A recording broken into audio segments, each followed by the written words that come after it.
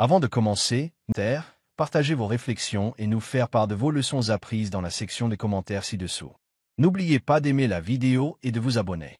Alice avait toujours essayé de garder les choses simples, travaillant dur à son poste et maintenant sa vie propre et stable. Elle avait un sourire doux et un cœur attentionné. Mais les choses changèrent une fois qu'elle se maria dans la famille excentrique de son mari. Ils avaient l'habitude de la traiter comme une équipe de choc sur pattes. Avec le temps, leurs paroles négligentes et leurs regards secrets érodèrent sa confiance. Malgré sa bonne nature, elle se sentait utilisée et rabaissée. Sa vie quotidienne devint un mélange de douleurs silencieuses et de colère cachée. Pourtant, elle tenait bon, espérant que les choses pourraient un jour s'améliorer. Au début, Alice avait cru en l'amour et en la loyauté. Elle était douce et sincère, toujours prête à donner un coup de main ou à partager un rire. Son mari, Tom, semblait gentil et attentionné. Mais sous la surface, la famille de Tom montrait un autre visage. Il faisait des commentaires désobligeants et s'attendait toujours à ce qu'elle paie pour leur goût de luxe. Lors des réunions de famille, il plaisantait sur le fait qu'elle était la marraine. Leurs remarques désinvoltes et blessantes la piquaient profondément. Même si elle aimait Tom, ses piques constantes la laissaient se sentir sous-estimée et seule, déclenchant en elle un feu silencieux de détermination. À chaque dîner, Alice se retrouvait dans un cycle familier et douloureux. Ses beaux-parents commandaient les plats les plus chers du menu sans y penser à deux fois. Que de homards, pâtes aux truffes et desserts aux paillettes d'or étaient tous sur la table, tandis qu'Alice payait silencieusement l'addition. « C'est toi qui rapportes l'argent, Alice » disait-il avec un ricanement. Leurs paroles la blessaient à chaque fois. Les conversations se transformaient en piques subtiles. Même Tom, qui aurait dû la défendre, soutenait discrètement le comportement de sa famille. Dans chaque sourire et chaque rire, elle sentait de la moquerie, un défi tacite à sa valeur. Un soir frisquet, la famille se réunit dans un restaurant chic connu pour ses prix élevés et son décor clinquant. L'ambiance était haut de gamme, avec une musique douce et des lumières scintillantes. Dès qu'ils s'assirent, Alice regarda avec consternation ses beaux-parents commencer à commander plat après plat, les articles les plus chers du menu. Le cousin de Tom se pencha et murmura « Ne t'inquiète pas, marraine, on s'occupe de tout ». Les mots résonnaient dans son esprit. Malgré le sentiment d'être petite et utilisée, elle força un sourire et acquiesça. À l'intérieur, la colère se mêlait à la tristesse alors qu'elle réalisait l'étendue de leur arrogance et de leur manque de respect. Pendant le dîner, les conversations devinrent cruelles et désinvoltes. « Alice, tu es vraiment notre faiseuse de miracles », railla un parent, souriant ouvertement. Un autre ajouta « Sans toi, on mourrait de faim avec ces repas chics ». Même s'il riait, Alice ressentit un profond sentiment de trahison. Lors d'une conversation à voix basse, la sœur de Tom se moqua « Tu lui dois tout. Elle est comme une banque, toujours ouverte ». La culpabilisation incessante et l'humour sarcastique la blessaient profondément. Bien qu'elle essayât d'en rire, chaque commentaire s'enfonçait dans son cœur comme une flèche froide. Cette nuit-là, elle commença à se demander combien de temps encore elle pourrait laisser faire. La culpabilisation ne s'arrêta pas au dîner. Plus tard, alors qu'ils partageaient l'addition et qu'Alice sortait sa carte, une série de mots blessants résonnèrent à ses oreilles. « Souviens-toi, sans notre marraine, tu n'irais nulle part. » Un cousin la narguait. « Tu es notre soutien vital, Alice. » Un autre ricana. Même Tom murmura doucement. « Tu as changé, et c'est nous qui en avons souffert. » Chaque phrase était comme un coup, accumulant humiliation sur humiliation. Ce n'était pas seulement le prix élevé de la nourriture. C'était la piqûre de se sentir indésirable et utilisé qui lui faisait bouillir le sang. Alice savait qu'elle avait besoin d'un changement, mais son cœur était déchiré entre le devoir et la dignité. Au cours des mois suivants, le schéma ne fit qu'empirer. Chaque rassemblement, chaque repas et chaque conversation portaient le même ton moqueur. Ils énuméraient nonchalamment tous les plats chers comme s'il s'agissait de récompenses d'une marraine bienveillante. Une autre tournée de caviar, gracieuseté de notre chère Alice, dirait quelqu'un en riant de l'absurdité. Les mots résonnaient dans son esprit, chaque syllabe lui rappelant son exploitation. Même lorsqu'elle suggérait une sortie modeste, il haussait les épaules et insistait sur la voix extravagante. Le barrage constant de culpabilité et d'humiliation éroda lentement son estime de soi, la laissant se sentir piégée dans un rôle qu'elle n'avait jamais choisi. Un soir, après un dîner particulièrement somptueux où l'addition était astronomique, Alice atteignit son point de rupture. Assise seule dans sa petite cuisine plus tard, elle repassa chaque ricanement, chaque remarque cruelle dans son esprit. « Tu n'es que notre portefeuille ambulant », résonnait à ses oreilles. La piqûre de la trahison était vive, et elle se sentait à la fois furieuse et chagrinée. Dans ce moment de calme, elle se promit que les choses changeraient. Elle ne se laisserait plus diminuer. La douloureuse prise de conscience déclencha une détermination dans son cœur, un désir de retrouver sa dignité et de se dresser contre ceux qui prenaient sa gentillesse pour acquise. Le lendemain apporta une nouvelle résolution. Alice commença à planifier son évasion de l'emprise suffocante de la famille de Tom. Elle commença à se concentrer sur sa propre croissance, se retirant lentement de leurs demandes constantes. Chaque refus était accueilli par des insultes à peine voilées, comme « Nous pensions que tu tenais à nous ». Mais elle apprit à sourire poliment et à dire « J'ai mes propres projets maintenant ». La culpabilisation continua, des déclarations comme « Ne te souviens-tu pas qui a maintenu cette famille à flot ? Et, sans ton argent, que sommes-nous » Mais elle n'écoutait plus. Au lieu de cela, elle commença à canaliser sa blessure pour construire un avenir meilleur, un avenir où elle serait responsable de son propre bonheur. Puis vint le jour qui changea tout. Tom, son mari, demanda le divorce. Ses raisons étaient fragiles et amères. Il affirma « Tu as trop changé. Tu te soucies plus du travail que de nous. » Sa voix était faible, manquant de toute conviction réelle. Malgré des années à être le ciment qui maintenait la famille unie, il lui avait tourné le dos. Ce qui la blessait le plus n'était pas seulement ses paroles, mais le fait qu'il rampait toujours avec les membres de sa famille, exigeant son soutien comme si elle était une œuvre de charité. La trahison la coupa profondément, et l'humiliation d'être rejetée par celui qu'elle aimait la laissa chancelante. Au lendemain du divorce, Alice se concentra sur elle-même. Elle mit toute son énergie dans son travail et sa croissance personnelle. Lentement, son entreprise prospéra, et elle commença à trouver de la joie dans son propre succès. Elle rencontra des gens qui la traitaient avec respect et voyaient sa valeur. Bien que les blessures fussent fraîches, chaque nouvelle réussite était une petite victoire contre la manipulation qu'elle avait autrefois subie. Alice apprit que sa valeur n'était pas liée à ce qu'elle pouvait apporter aux autres. Chaque jour qui passait, elle devenait plus confiante, transformant sa douleur en pouvoir, et son chagrin d'amour en un tremplin vers un avenir plus radieux. Au milieu de son voyage de découverte de soi, un étranger mystérieux apparut dans sa vie. Il s'appelait Liam, un homme gentil et humble qui voyait à travers la façade de son passé. Ils se rencontrèrent par hasard lors d'un séminaire d'affaires, et le sourire chaleureux et les paroles sincères de Liam la firent se sentir vue pour la première fois depuis des années. « Tu mérites tellement plus que d'être prise pour acquise », lui dit-il doucement. Ces paroles résonnèrent profondément en elle, ouvrant une porte à l'espoir et à de nouveaux commencements. Avec Liam à ses côtés, Alice commença à croire qu'elle pouvait reconstruire sa vie selon ses propres termes, libérée des chaînes du passé. À mesure que leurs liens se renforçaient, Liam et Alice passaient de longues soirées à parler de la vie, des rêves et de l'équité.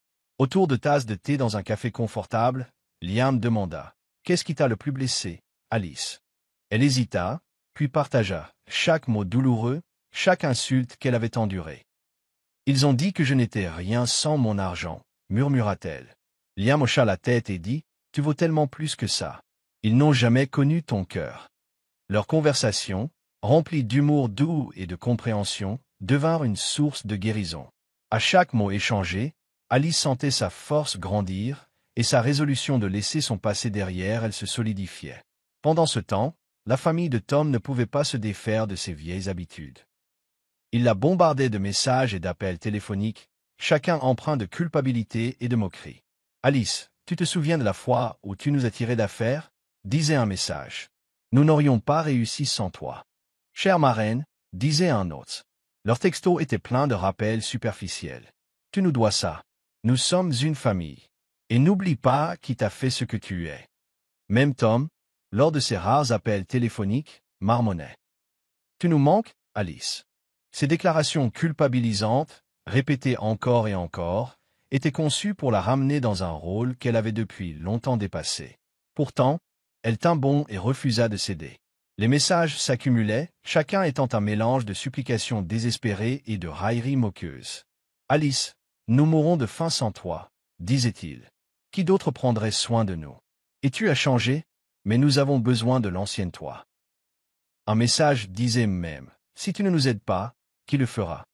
Il lançait des phrases comme notre bouée de sauvetage familial est la marraine qui nous a sauvés.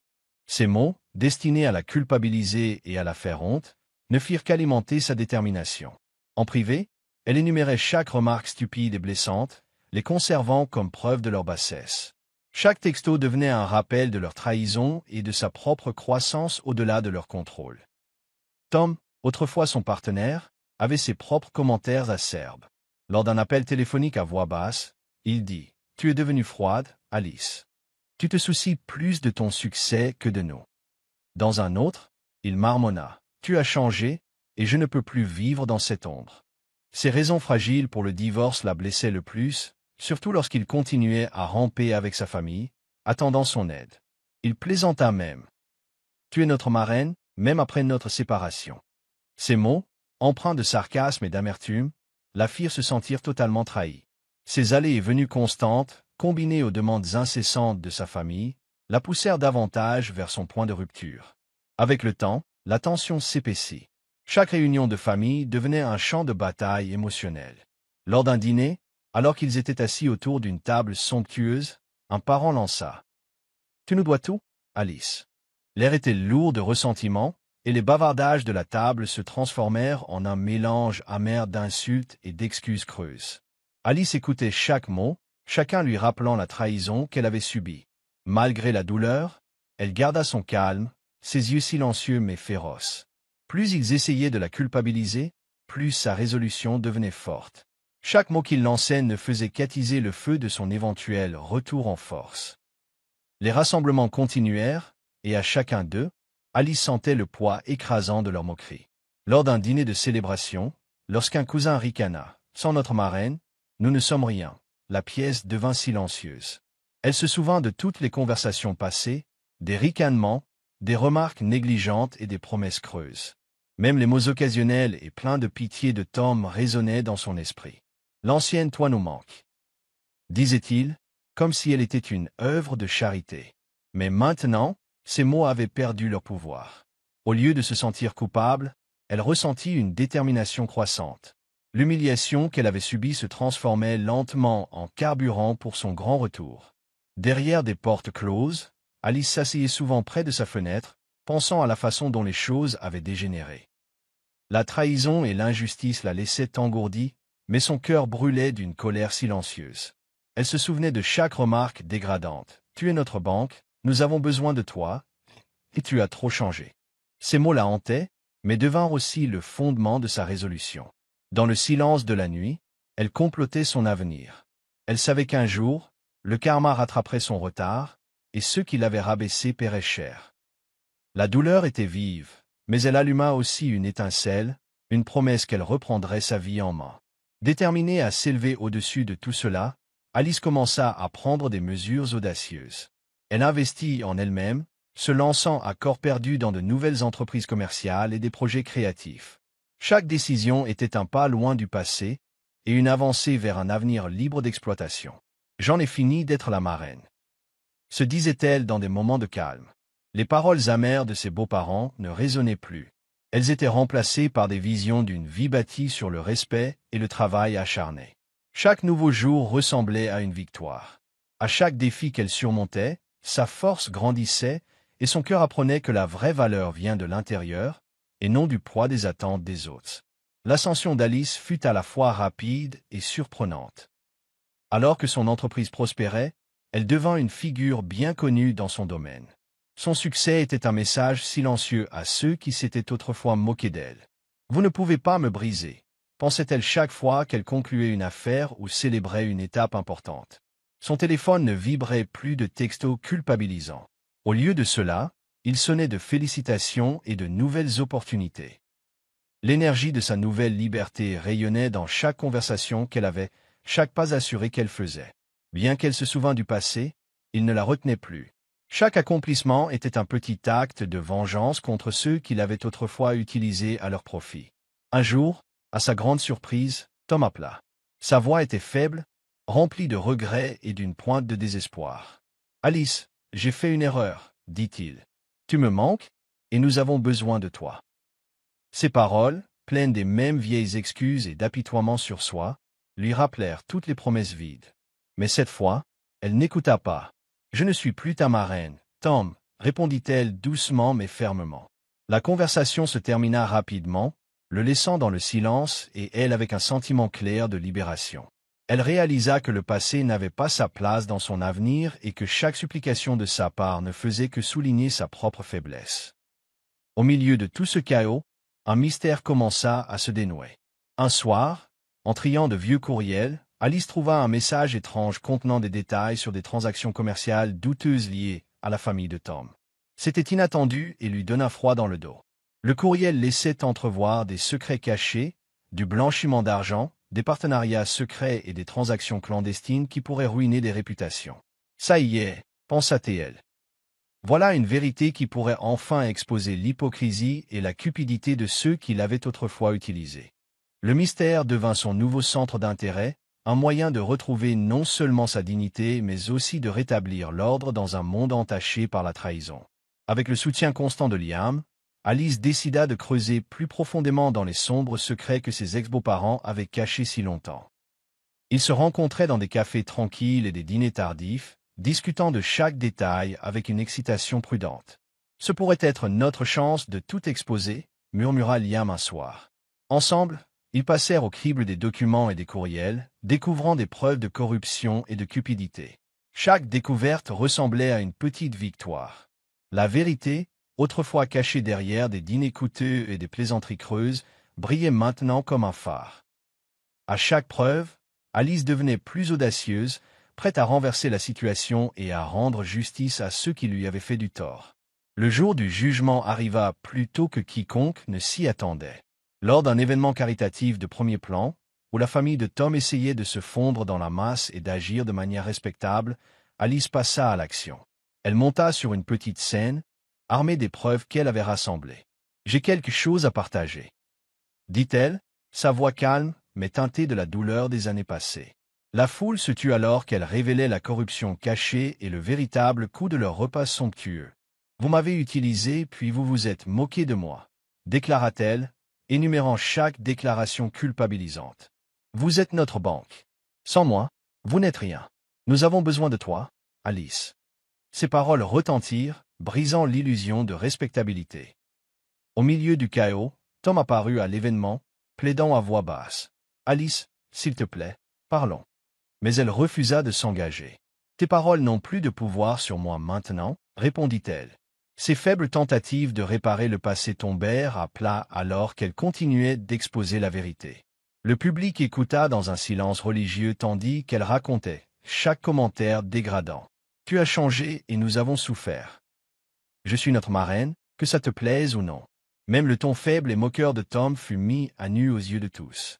Sa présence était un rappel brutal de sa trahison, et à chaque mot qu'elle prononçait, la balance de la justice penchait davantage en sa faveur. Au fil de la nuit, la famille autrefois fière fut réduite à un état pitoyable. Les révélations d'Alice se répandirent comme une traînée de poudre, ne laissant aucune place aux excuses. Son succès et sa bravoure renversèrent la vapeur, laissant ceux qui l'avaient autrefois exploité avec rien d'autre que d'amers regrets. Dans un moment calme et privé plus tard, elle sourit pour elle-même, sachant que chaque insulte, chaque ricanement avait ouvert la voie à son ultime retour en force. « Le karma a une façon de remettre les choses en ordre, » murmura-t-elle doucement. Le pouvoir de sa transformation était évident. La femme qui souffrait autrefois en silence se tenait maintenant droite, libre et incassable. Peu de temps après, Alice décida en ligne. Dans une vidéo sincère, elle raconta chaque moment blessant et chaque rebondissement choquant de son parcours. « Ceci est ma vérité, » dit-elle en regardant droit dans la caméra. « J'ai été utilisée, moquée et trahie, mais je me suis élevée au-dessus de tout cela. » Elle exhorta ses téléspectateurs. « S'il vous plaît, laissez vos commentaires, partagez votre point de vue et dites-moi vos leçons apprises. Aimez cette vidéo, abonnez-vous et partagez-la avec vos amis. » Ces paroles touchèrent une corde sensible, inspirant de nombreuses personnes qui avaient été confrontées à des trahisons similaires. La vidéo devint un cri de ralliement pour ceux qui étaient prêts à reconquérir leur dignité et à demander justice. Lors d'une dernière confrontation, Alice rencontra la famille de Tom face à face.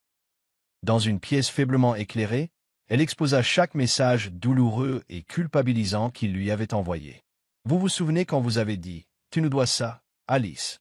Et, sans toi, nous ne sommes rien, et même le faible l'ancienne toi nous manque de Tom. » La pièce se remplit d'un silence amer alors que chaque mot pesait lourdement dans l'air. « Je ne suis pas votre marraine, dit-elle clairement. Je suis une femme qui connaît sa valeur, et j'ai construit une vie exempte de votre cupidité et de vos moqueries. » Sa voix était calme mais inflexible, les laissant sans voix. La confrontation finale derrière elle, Alice se retrouva au seuil d'une nouvelle vie. Les voix autrefois moqueuses de ses ex-beaux-parents s'étaient estompées en un lointain souvenir. Eux, qui avaient ri de sa générosité et rabaissé son esprit, ne se retrouvaient plus qu'avec des regrets. Même Tom, qui avait autrefois demandé le divorce pour des raisons si futiles, avait été démasqué pour sa faiblesse. Les constants reproches culpabilisants de sa famille. « Nous avons besoin de toi, Alice. Tu as changé et nous avons souffert » résonnaient comme un rappel de leur vraie couleur. À ce moment-là, la justice avait bouclé la boucle et Alice se sentit vraiment libre. En fin de compte, le parcours d'Alice fut celui d'une force tranquille et d'un retour en force audacieux. Elle avait transformé chaque moment douloureux en un tremplin vers un avenir plus radieux. Se tenant droite et fière, elle regarda son passé avec un mélange de tristesse et de triomphe. « Je ne suis pas définie par ce que vous avez dit ou fait, » déclara-t-elle. « Je suis définie par la façon dont je me suis relevée. » Alors qu'elle se déconnectait de son dernier message sur les médias sociaux, elle exhorta tout le monde à laisser leurs commentaires, à partager leurs points de vue et à raconter leurs propres leçons apprises. « Aimez la vidéo, abonnez-vous et partagez avec vos amis, » dit-elle, sa voix faisant écho à l'espoir et à une sagesse durement acquise.